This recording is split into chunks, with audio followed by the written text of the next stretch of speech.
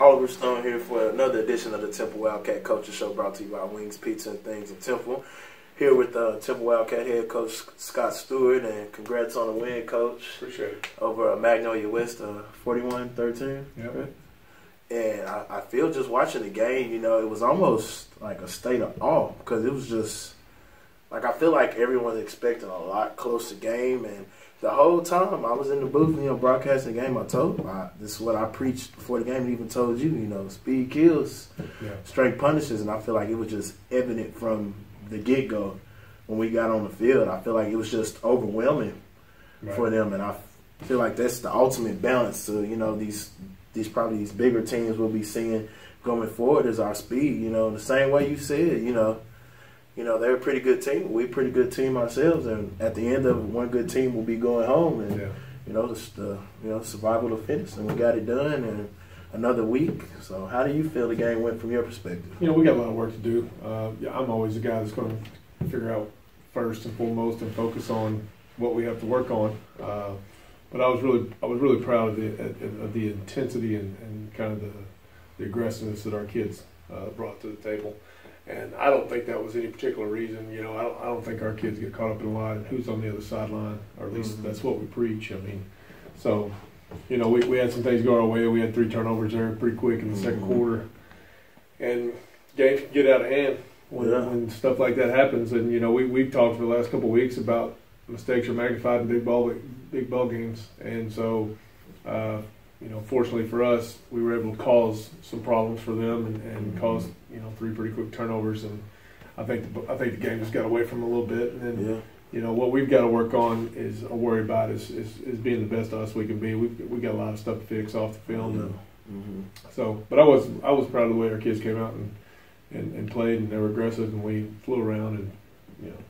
And it was nice to see the O-line. I feel like, you know, that 3-4 that they were running, you know, I saw soon enough they started bringing that linebacker down and couldn't form the line, because, I mean, they had to respect the run. Right. And even though we were still getting holes and still, you know, like I said, I feel like offensive coach's dream, you know, 4 or 5 yards of play, and y'all definitely had some of those, like those real just meticulous drives, those that just wear defense out.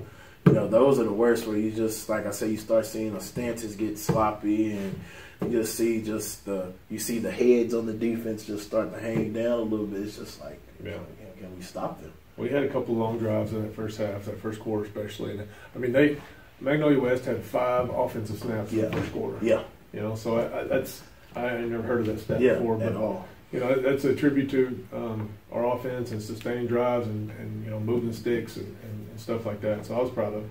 Definitely. And kind of something that's really good to see now.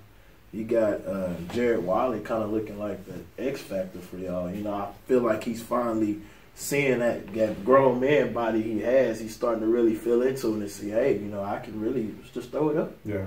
He's a special kid, and you know, he's a competitor, and hadn't been just real. I mean, part of his MO is he hadn't been real high on the mature level, but he's getting there. You know, I mean, he's a baby. He's a junior, but he's young for a junior, and so, you know, sometimes these kids just got to develop. And you know, I saw quite a few kids last year during the playoffs kind of turn into morph into a different kid, morph into a different person.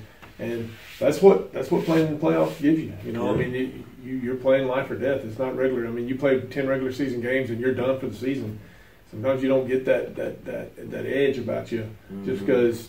I mean, the only game that really truly mattered was the last one, because that was the last one. You know, now you never know what your last one is, and you got to fight your tail off to get another one. So I think, you know, some of that mentally is the part where they grew up a little bit, and Jared's obviously done a really good job in the playoffs of kind of being a weapon for us and you know, trying to find some matchups. Like that's just something else to add to, you know, the stable of running backs, and you know, the Deontay Hextall, you know, Xavier. You know, it's just another weapon to add.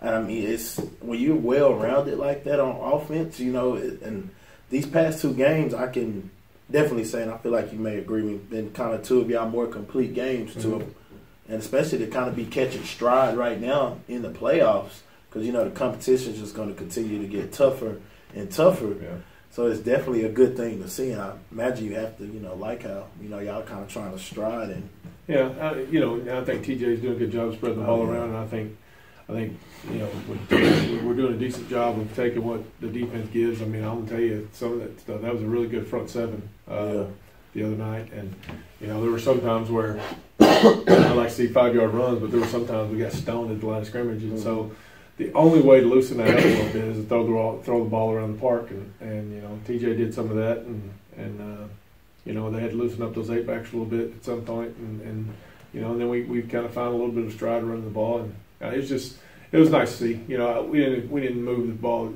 exceptionally effectively in the second half. In fact, that's the first thing I said when I got off the bus, and all the coaches just rolled their eyes at me is we got beat in the second half. We got beat 7-3. So, it's a nice problem to have when you're up 30. Well, we got beat 7-3. But when you're up 38-6 at halftime, it tends to not matter. But I just like people give people a hard time. There's nothing wrong with it. I mean, that's why you hit Huncho around here. It's got. It's a matter. I say that half-heartedly, but I mean, there's an ounce of truth in everything you're saying. So, it's hard for me. I don't care what the score is. It's hard for me to just say, okay, well, it's kind of out of hand, so let's get sloppy now. And I tell these kids all the time, I don't care what your number is, I don't care what color you are, I don't care what your last name is. If you step on the field in those pants, then there's a high level of expectation, there's a high level of execution that is expected out of you. And if you can't handle it, then you're not going to like me very much. Exactly. And I feel to a point, a lot of people don't realize when you got such a big lead like that early, it's difficult because it's like, okay, we're comfortable, but at the same time, I mean, we still got a whole half a ball. You never know. I mean, we've seen things happen. Right. I mean, we scored that many points in a half, so why can't they? They run the same offense we do. Yeah. And the points they did get were all busted coverages, and so it's just that's the kind of stuff drives me crazy. Yeah. We're still up there and it's 38 to whatever, and people are looking at me like, why are you freaking out over one touchdown? Because it ain't about the touchdown. It's about understanding the situation of the game. We don't give up cheap stuff when we got a lead, and we damn sure don't bust coverages. And so, I mean, that's the kind of stuff drives me crazy. And that's kind of I emulate those that I know that are uber successful. When I watch people like Urban Meyer and I watch people like Nick Saban, I'm not those guys. I don't even deserve to be mentioned in the same sentence. But I do try to emulate those people. They are uber successful at what they do. And so I'm not trying to be them. I'm just trying to say that style works. Watching Nick Saban coach, it could be 58-3, and he's out there just grinding their tails off, and he's got the backups in, and he's grinding their tails off because there's an expectation of excellence in that program, and that's what I want here. And so, everybody, it's hard to enjoy coaching a football game. I love what I do, but it's not fun. I mean, I take that back. I enjoy it, but it's not fun. I mean, there's nothing fun about a football game. There's nothing fun about it because all you're doing is focused on grinding. All you're doing is focused on, out scheming the other person. That's not fun. The fun is when the game's over. The enjoyment is when you get to see the kids celebrate and you get to see them be successful. But I mean, there's nothing fun about it. All right, well, y'all heard it here. We're trying to emulate greatness over here. So I mean, I feel like we do that. We got nothing but bigger and better things on the horizon. But after the break, I'll come back with Coach Stewart and we'll talk about our challenge this week with Port Arthur Memorial.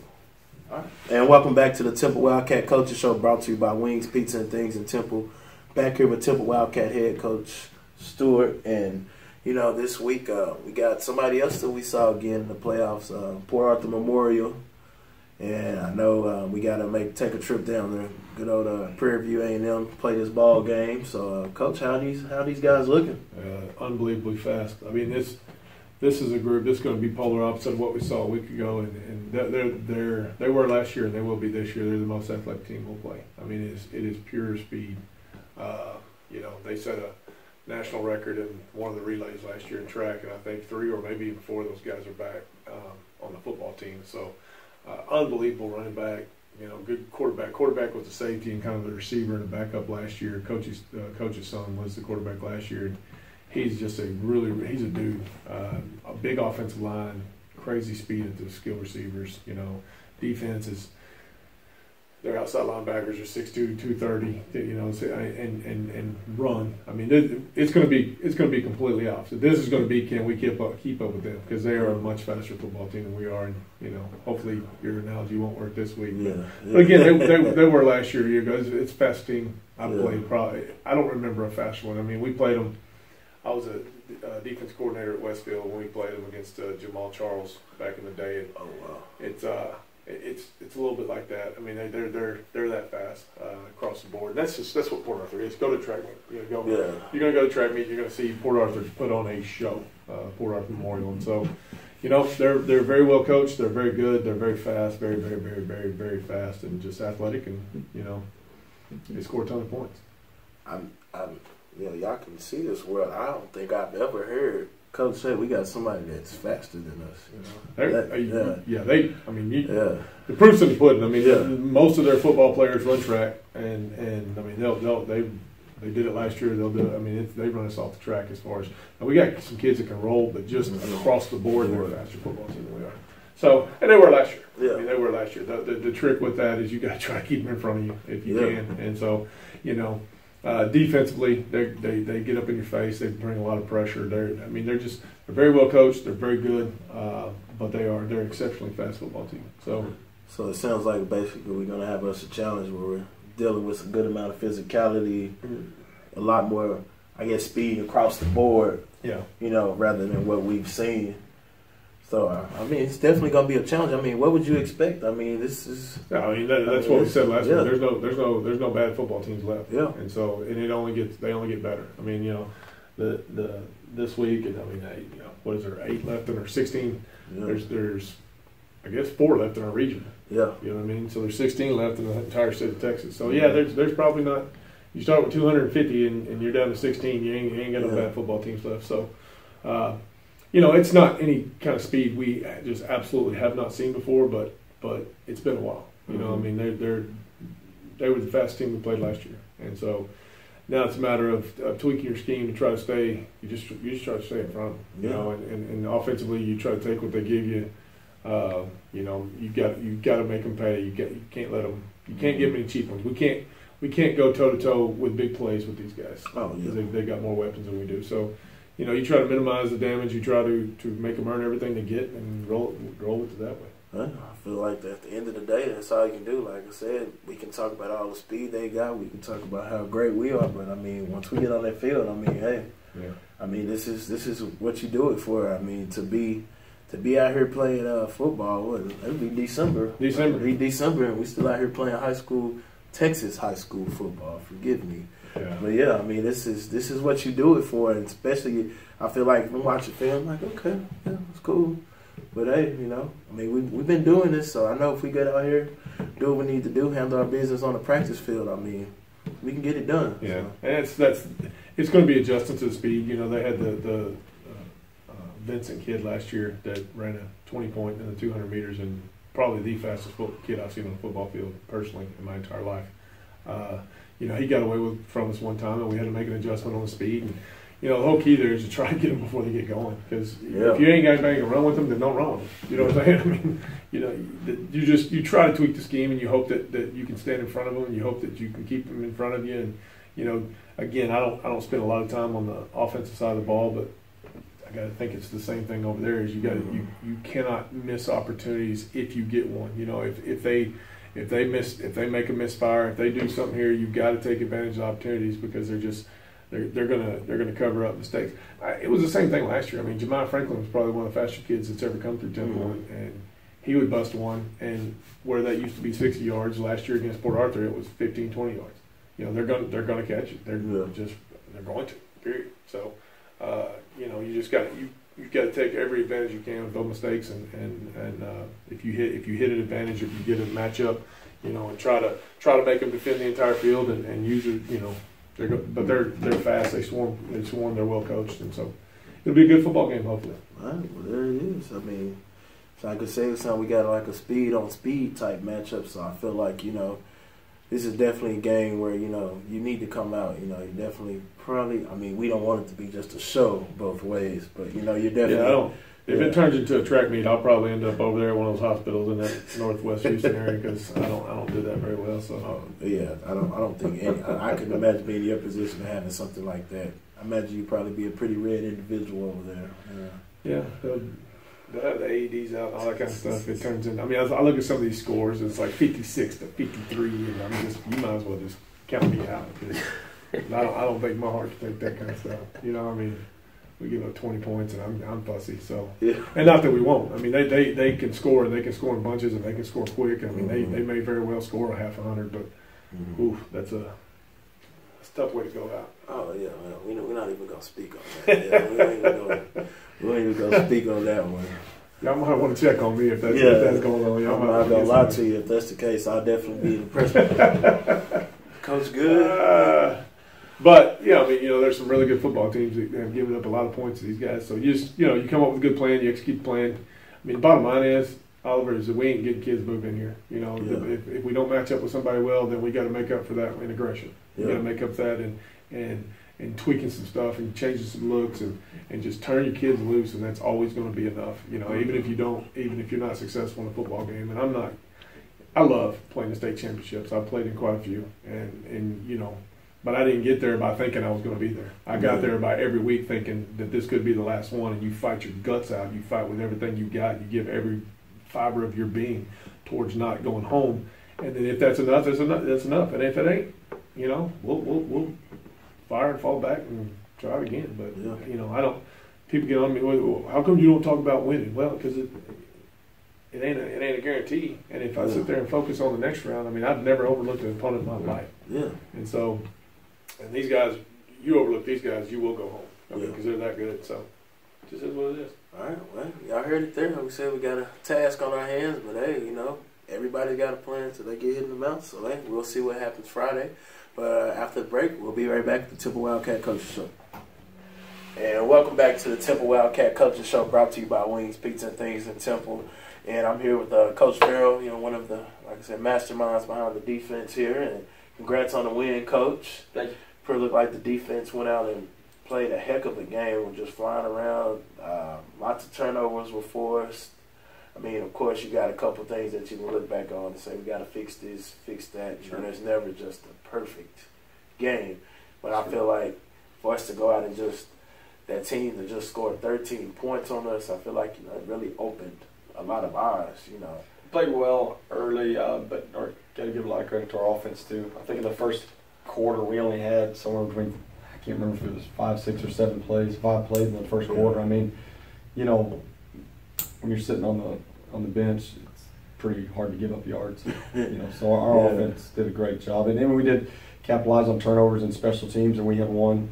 So that created a snowball early that was really effective. And first half played pretty solid throughout. Had one major miscue, and then the second half we were, a little here and there. I wish we would have finished a little bit stronger, but it was good to go out and have a good, convincing playoff win. Definitely, and I feel like, the public was thinking, we're going to win, but they just felt like it was going to be a lot closer of a game. Mm-hmm. And like you were saying, big credit to the offense. In all the years of me playing football and being around football, I've never heard a team just having 5 snaps. Right. In the first quarter. It was weird. You're kind of going back and talking to them about things they could be doing. There's things that at some point you run out of stuff to talk about. You're sitting on the bench for a while. It's like, well, it's a good thing, But Magnolia West, they're a really good football team. Yeah. I mean, we put them in a bad spot with the turnovers, and then our offense capitalizing on the turnovers to, that game could have gone a lot of different ways. It got out of hand early because of turnovers, and that happens when you capitalize on people's mistakes. But they're a great football team, and I'm glad those things happened early because you stick around, you never know. But definitely good to have a convincing one. And it's always tough. Something I was talking about to Coach Stewart. I don't think people realize how tough it is to play when you have such a huge lead, especially dealing with 16, 17, 18-year-olds to a point. They kind of think, oh, we done won this game, but the thing of it is when you go up winning by about 32 points at the end of the first half, I mean, you got a whole other 24 minutes of football left, and it's tough. People don't realize, it's cool to be in that position, but at the same time, it's still grueling because you have to make sure you're on your P's and Q's to make sure that you don't slip up and let this huge lead, you know. It is. It takes some maturity, and we've done a better job of that in the past. You know, I mean, we had big leads against University and bigger leads against, I think it was Waco and Bryan, and did a little bit better in those situations, just kind of closing it out. And not that we didn't close it out, but there was just some things later in the game that we got to continue to build there. Our kids did a great job. You know, we got some guys in that made some plays that hadn't played a little bit in a little while, and that gives you growth too. Yeah, and it's definitely good to have such a big lead in a playoff game like that where you can kind of, you know, sit the starters down and let some more guys rotate in because, like I'm saying, you know, the competition that we got coming, you know, you never know when, you know, somebody might need a breather and like, you have to make sure somebody can get in there and play their role, you know, because it's always next snap. You never know what's going to happen. You never know when your number's going to be called, so you always want to make sure that you're ready. But like I was saying, we got a lot of speed we're going to be dealing with this week with Port Arthur Memorial. I know they always, even last year, I know they have always had plenty of speedsters, and it's same thing this year. You know, and I was telling Coach, I don't think I've ever sat here and talked to you before and really talked to feeling like a team has more speed than us. And that's what he's saying. He feel like more across the board, they have a whole lot more speed. So I feel like it's definitely. Maybe it's kind of a polar opposite of what we saw last week. I feel like that was a lot more of just size and whatnot, but now we really, you know, got a lot of speed we're dealing with. So yeah, that's definitely their identity is they're very fast. They got a really good running back. The quarterback can run well. Got a receiver that played up for a little while this year at the Woodlands, and then came back home, and he's really fast. And then there's another one that can burn it off the edge. So definitely a lot of speed. It forces you to tackle well. We've had our ups and downs this year with tackling. We feel like we've started to tackle a little better here as of late, and that'll be put to the test on Friday night for sure. Because when you have speed, you have to use the full extent of your technique. You can't. When things are slower, you know, it's obviously easier. So those are the things: get off blocks, set edges, and you know, stay dominant in the throwing game, and make tackles. Yeah, I feel like like I said, we were talking about this early in the season. You know, those little things get magnified in these big ball games. You know, that was like last week with Magnolia West getting like those 3 turnovers early on. You know, that stuff gets magnified in these big games. So you definitely want to make sure you're tackling proper, and you know you don't want to go up missing tackles because with these guys, I feel like you miss a tackle. Yeah. If you miss one, I mean, you're going to pay for it, and you got to have good pursuit. And one tackle shouldn't lead to a touch. One missed tackle shouldn't lead to a touchdown. But we're going to have to run our butts off, get to the ball, and. You know, I feel like this is probably one of those weeks of practice that people dread because there's probably like the pursuit drill. And I'm sure. But that's a mainstay. That one, exactly. That one we kind of. I would say that's. I know with us that was something that was always around. But I feel like these are the kind of games when you think about back here. This is where that comes in handy, you know, because you never know, you know. And I feel like there's something here. I see whenever we go to the ball, it's a pursuit. There's a number of bodies coming. It's not just going to be that one person on the island making a tackle. Before you know it, you might see that one person. Before you know it, there's 2, 3, 4. Sure, that happens from time to time, but it shouldn't. It shouldn't be. It would have to be one bad missed tackle. You know, and sometimes you miss a tackle, but you force the ball carrier to stop and hesitate and change direction long enough for your teammates to get there. You just can't have that blatant missed tackle where the ball carrier just has one jab step and then gets to go. And that's what really makes some gaping holes. And it sounds like with this group, you know, they do have that big play ability, you know, to do that. So it's going to be key that, you know, that everyone reads their keys, you know, just, you know your role, your job. Exactly. Don't make it complicated. Read your keys, go, and make a play when you get there. And I feel like this is one of those games as a defense you're excited for because, you know, you may have kind of a test, you know. These guys are supposed to be so fast and whatnot. So I feel like this is one of those games where if I'm a defense, I'm licking my chops. You know, I want a challenge, you know. Sure. And right now at this point with, you know, like 16 teams left, I mean, it's definitely a blessing to be saying, you know, we're going to play some football in December. Right. You know, obviously, you know, we know we have that aspiration for bigger and better things, but we got to get it done this Friday. Right. Those things are nice to look back upon. It's nice to look back upon, you know, playing football in December and stuff like that, but you can't get caught up in them right now. Right now, you just focus on one thing, and that's Port Arthur Memorial and what they're doing, and like you said, find your keys, read them, and go. All right, well, y'all heard it there. You know, like I said, we got us a test here, and like I said, it's one game at a time. Obviously, we do have bigger aspirations, but obviously we can't get there if we don't handle our business this week. So we're going to wrap up the Temple Wildcat Coaches Show. Like I said, the game will be going on at Prairie View A&M University down good old 290. So y'all need to go ahead. It's about a 2-hour drive from here. We definitely need to blow out our side of the stadium because, I mean, this is a big game, and, you know, our boys out here are going to need y'all support, so come blow out the stadium. And if you want to get one of these, come on out to Wings Pizza and Things on Friday from 12 p.m. to 1 p.m. We'll be in there eating, and we'll be handing out these good old K-Rock 1017 Temple Wildcat shirts. And then also, if you can't catch the game, we'll be kicking off with the pregame show at 7 o'clock p.m. And then the kickoff will get going at 7:30 p.m. And that'll be 1017 on your dial. And then also, it'll be streaming on KRock1017FM.com. And if you're on the go and you want to listen on your phone, we have the KRock 1017 app brought to you by Wings Pizza and Things, so you can stream the game on there as well. And this will conclude this edition of the Temple Wildcat Coaches Show.